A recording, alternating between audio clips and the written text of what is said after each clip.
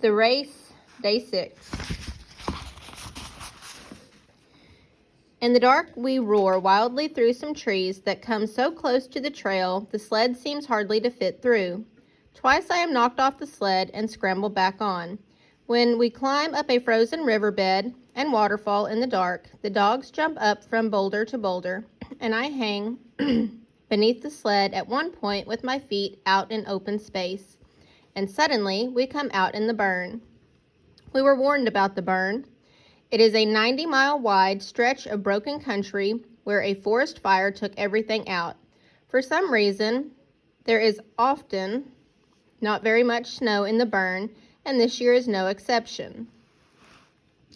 Just as it gets dark, I look out across a vast expanse of rocks and dirt and dead grass and burned trees fallen across one another, and no snow, not a flake, as far as I can see. The dogs are still fresh, having slept a full day, and they don't care that there is no snow for the sled runners.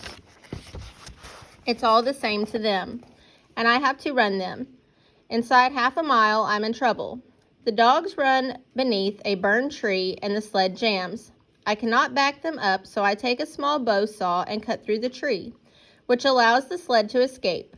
I barely grab on as it explodes forward to the next tree, and the sled jams, and I cut through the tree again. All through the dark night, we slam from tree to tree, with me dragging on my face half of the time, bouncing off rocks and dirt while the dogs, resting each time I cut a tree, staying fresh and powerful and lunging. It is chaos.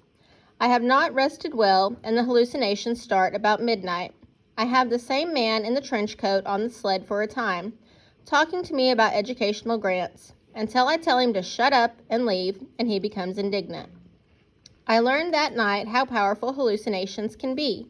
In a rare moment when the sled is on smooth ground, I come across a clearing, and a dog team stopped ahead of me.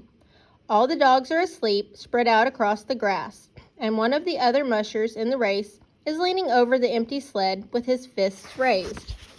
"Get out of the sled or I'll kill you," he is saying when I stop in the back of him and ask him what is wrong. He points down to the empty sled. "It's this man. I've carried him over 200 miles, and he won't help push up the hills. I'm sick of him. I'm going to leave him here in the burn." We talk for a bit, and he relaxes and realizes he is hallucinating. But as I leave, I hear him say loudly again, "Get out of the sled!" And I think as we go that perhaps it is not real, and I am hallucinating about a man having hallucinations, and that in turn triggers the thought that perhaps all of it, the burn, the race, the dogs, my life, all of it in the whole world is just a hallucination.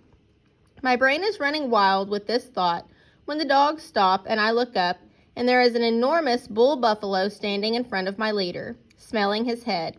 I stare at it for a long time. The man in the trench coat is back on my sled, and the buffalo is standing there. My befuddled brain simply thinks it's another hallucination, and I wait for it to disappear. It doesn't. I try to hush the man on the sled because I am worried he will anger the buffalo. I have never seen an angry buffalo, even in an hallucination, and I do not want to start now. The buffalo seems as big as a house, but it slowly seeps into my thinking, like warm mud, that the dogs would not have stopped for my hallucination. It is a real buffalo. There is a herd of real buffalo in the burn, and this bull stands looking down on my leader, Wilson, who is a very sweet and a wonderful dog, but is dumber than a walnut, smelling him. I call the dogs up, and they go out around the bull, and I am surprised when the man on the sled says nothing, though we pass not 4 feet from the buffalo and could easily touch it. The buffalo does nothing to us. It is very mellow. I hear later that another musher fell asleep in the burn next to his sled. His dogs were resting, and when he woke up, the buffalo was standing over him, straddling him, smelling the breath as it came out of his nostrils. "Buffalo," he says when he tells of it. There is strangely no fear in his voice. "Have very bad breath." The burn finally becomes too much. I am going across a large clearing, several miles across, and it starts to snow, and the wind kicks up until I cannot see the dogs, only the front end of the sled now and then. And I have no idea where the trail is supposed to be. Wilson loses his way and begins to wonder. Since there is no trail to follow, he works around in a large circle to the right and heads off into the bush. And I don't know anything of this until we come into a box canyon. I cannot proceed any farther. And I know we have lost the trail. We have run perhaps 30 or 40 miles off the trail, and to compound the problem, the wind and driving snow have quickly covered our tracks, so we cannot easily find our way back. I cannot begin to think.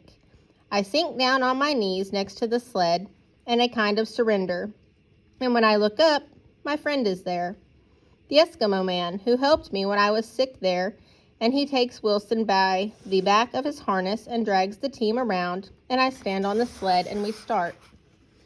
I do not know where we are going, but I have great confidence in the man with the curved shoulders and gentle smile, and I think that if we move slowly, just keep moving, he will not let me down. Hours pass, and each time I hesitate, he shows up next to the team and waves me on. I keep going against the wind and snow until I look down and see sled tracks. They are filling fast, so they must be very fresh. I call the dogs to increase speed, and we run through the rest of the darkness, and at dawn I see a cabin which signals the end of the burn. I wish I could thank the man who saved me again, but he is gone. It is the end of day 6.